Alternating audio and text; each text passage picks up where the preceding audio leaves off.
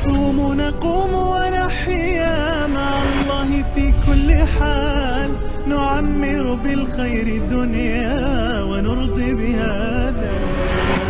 نصوم نقوم ونحيا. قرار قد يكون فيه نوع من الصعوبة، الصبر على الابتلاء. القرار هو الذي سنعيشه اليوم في هذه الحلقة. حياتي مع الله أجمل، حياتي مع الله وقلبي إليه تبتل صياما دعاء صلاة. الواحد يا جماعة تلاحظون أن قد تمر في حياته منغصات أو بعض الابتلاءات اللي تمر عليه، سواء في بيت، في زوجة، في ولد، في مال، أو في وظيفة، أو إلى آخره. الإنسان المسلم كيف يتعامل مع هذه الابتلاءات حتى يعني يحقق معنى الإيمان الحقيقي؟ أول شيء أبو حسين، سبحان الله، فليعلم هذا المبتلى أن هذا الابتلاء هو من عند الله سبحانه وتعالى، والله جل وعلا لا يأتي منه إلا كل خير، لا يأتي منه إلا كل خير. لو الله سبحانه وتعالى قد أرانا الغيب لما اخترنا إلا ما اختاره الله سبحانه وتعالى لنا. فمن أجل اللهم ذلك لك الحمد. الإنسان إذا نزلت عليه المصيبة والبلايا والمصائب فهو يعني لا يخلو من 4 أشياء: إما أن يتجزع، نسأل الله العافية والسلام، وإما أن يصبر فهذا واجب، وإما أن يرضى هذا مستحب، وإما أن يشكر وهذا في أعلى المراتب. يا سلام. اللهم اجعلنا من مرة ثانية الأولى. الإنسان إذا نزلت عليه البلايا لا يخلو من 4 أشياء. الشيء الأول إما أن يتجزع، نسأل ويسخط ويتسخط على الله جل وعلا، وهذا محرم، والثاني يأثم الإنسان. الثانية أن يصبر وهذا واجب عليه. الثالثة الرضا.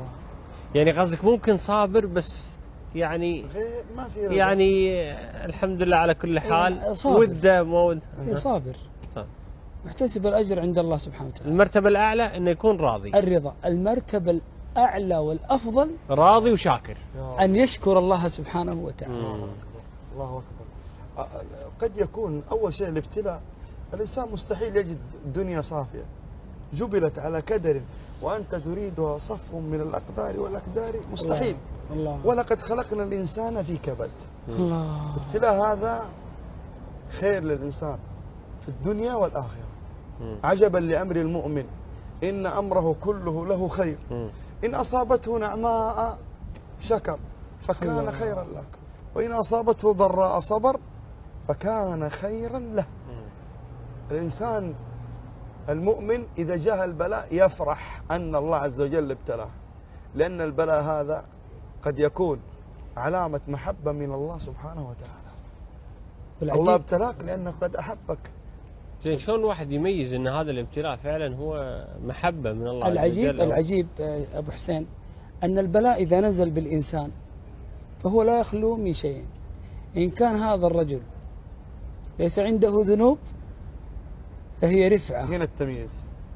فهي رفعة يرفعه الإنسان بسبب هذا البلاء عند الله جل وعلا. ربما هذا الرجل سأل الله منزلة عند الله لن يبلغ هذه المنزلة بعمله، ولكن ابتلاه الله عز وجل بهذه البلية فرفعه الله عز وجل بها الفردوس الأعلى من الجنة.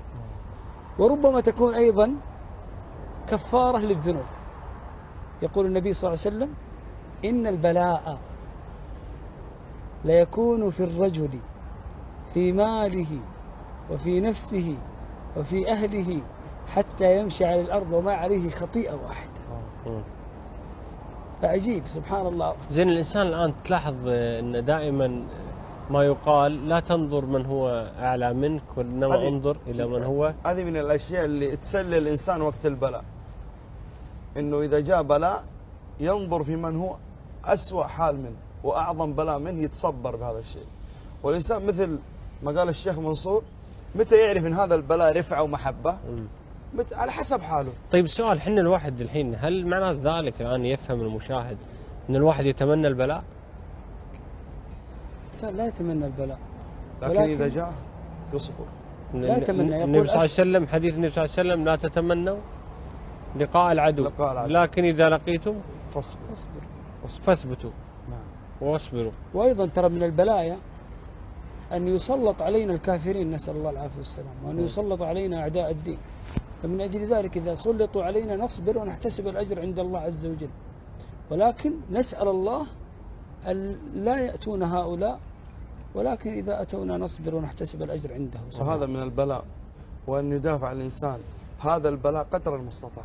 لكن أبو حسين أنا بتكلم، أنت سألت سؤال جميل جدا: كيف يعرف الإنسان أن هذا البلاء محبة أو غير محبة أو أنه كفارة أو على حسب حال الإنسان. إذا كان الإنسان من أهل الخير والصلاح فهذا بإذن الله عز وجل علامة محبة من الله عز وجل. وقد يكون البلاء من الله عز وجل بعبده رحمة من الله به.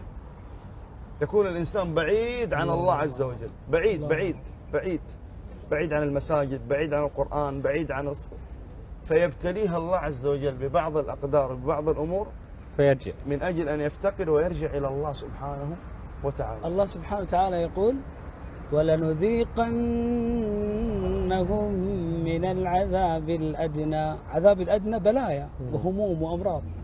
ولنذيقنهم من العذاب الأدنى دون العذاب الأكبر لعلهم يرجعون.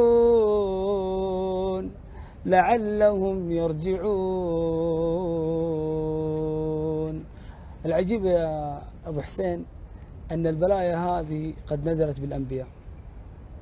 الله عز وجل قال عن يونس: وذا النون إذ ذهب مغاضبا فظن أن لن نقدر عليه فنادى في الظلمات أن لا إله إلا أنت سبحانك إني كنت من الظالمين. فاستجبنا له ونجيناه من الغم وكذلك ننجي المؤمنين. الله أكبر. سبحان الله. أبو حسين، هناك علاج نختم به هذه الحلقة، اسمح لي؟ تفضل. علاج لمن أصيب بالبلايا والأمراض والهموم والكروب. الله عز وجل يقول، وأنا أطلب من المشاهد أن يكرر هذه الآية، وأطلب من الجميع إخواني وأنا كذلك أن نكرر هذه الآية إذا نزلت بنا البلايا: ما أصاب من مصيبة إلا بإذن الله ومن يؤمن بالله يهد قلبه والله بكل شيء عليم. وأطيعوا الله وأطيعوا الرسول فإن توليتم فإنما على رسولنا البلاغ المبين. الله لا إله إلا هو وعلى الله فليتوكل المؤمنون. نسأل الله الثبات على الطاعة والصبر على ما يلقاه الإنسان من منغصات ومن مصائب في هذه الحياة، وأن يعافينا ويعافي كل مبتلى. ادعو الله عز وجل بأن يحمينا ويحميكم وأن لا يفتنا ولا يفتن بنا بإذن الله عز وجل. نسأل الله عز وجل أن يوفقنا وإياكم لكل خير. نلقاكم على خير. اللهم فرج هم المهمومين ونفس كرب المكروبين واشف مرضانا ومرضى المسلمين. اللهم اشف مرضانا ومرضى المسلمين. اللهم اشف مرضانا ومرضى المسلمين يا رب العالمين. نتوب نذوب اشتياقا إلى الله في كل آن، فلا شيء أحلى مذاقا كدمع يريح الجنان. نتوب نذوب اشتياقا إلى الله في كل آن، فلا شيء أحلى مذاقا كدمع يريح الجنان. حياتي مع الله أجمل، حياتي مع الله، وقلبي إليه تبتل صياما دعاء صلاة.